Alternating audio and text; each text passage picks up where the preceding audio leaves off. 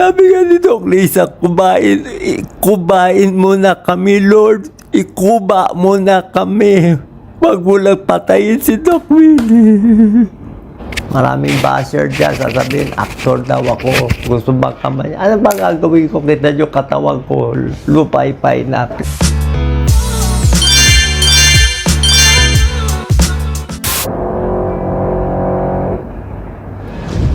This is the new Doc Willie. The old Doc Willie, yung duwag, is still there. But the new Doc Willie is more, how do you say it? More vocal, more strong, more angry, more vicious. But he is also kind. Anyway, kung iniisip nyo na may sakit ako, my serum, ito blood test ko, look for proof. Papakita natin. You know what my white blood cell count? White blood cell, 5,000 to 10,000. This is my white blood cell. Look. Lisa, focus.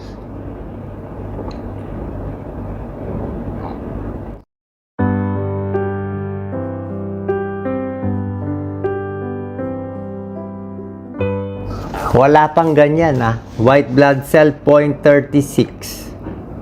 Wala na akong white blood cell. My hemoglobin is 11.6. My C-reactive protein is high. Look, sasabihin nyo nahihibang ako, pero this is September 7, my ammonia is 37. Normal is 11 to 35. Higher than 35, you will have hepatic encephalopathy. 37. Pero ngayon, today, they checked my ammonia is only 27. So, I am sane.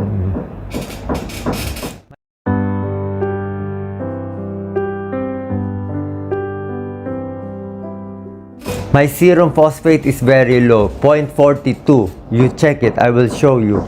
My C-reactive protein is 133.26. But now my hemoglobin is low, only 9.6.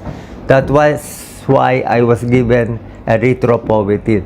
Look, my second white blood cell is 0.69. Lisa.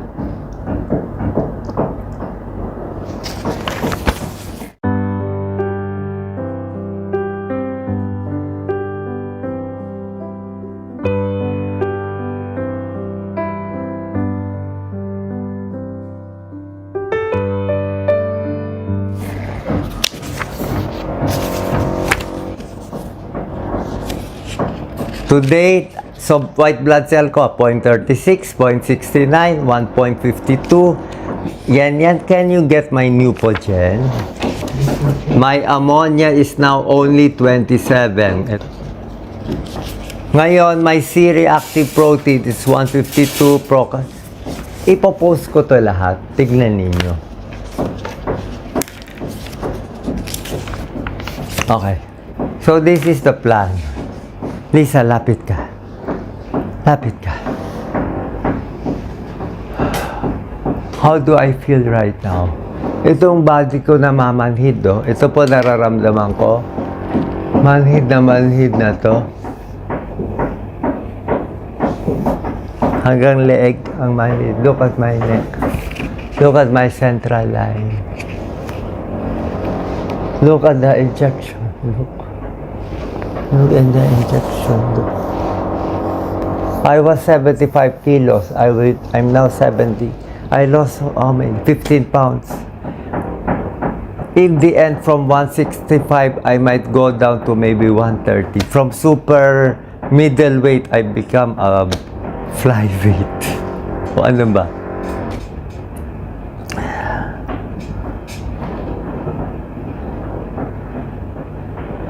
I need more oxygen.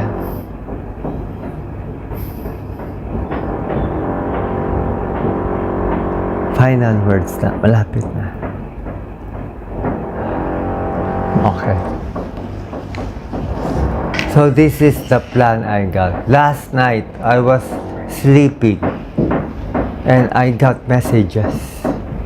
I will talk about it in the next video. But for the moment, now, you can interview me if you want later on. Pero I will release these videos when I am stronger. Diba? So I can handle your bashing. Because I said before, if you pray for me, I will live. My message is, they say I have a short chance to be alive. So they say I might live or I might die.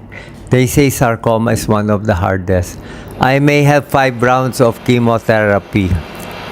I finished my first round already. I have to focus last minute to send my message. I love the Filipino people. I want to serve you in any way I can. If we want to improve as Filipinos, we should love each other, be kind to each other, forgive each other, magmahalan. Ngayon, everyday in social media, fighting, fake news, attacking, clickbait. Pati ako, ginamit nyo pa sa fake ads nyo. I will say it. I am not endorsing any product. Why are you not fighting? I am fighting them, but they're just so many. How can you put down all these scammers? I'm not endorsing any product right now. No meds, no nothing. Wala po. Hindi akin yun. They just use my face. Why don't you sue them? I cannot sue them because they are anonymous. They are from abroad. Who am I? Nakakainis talaga.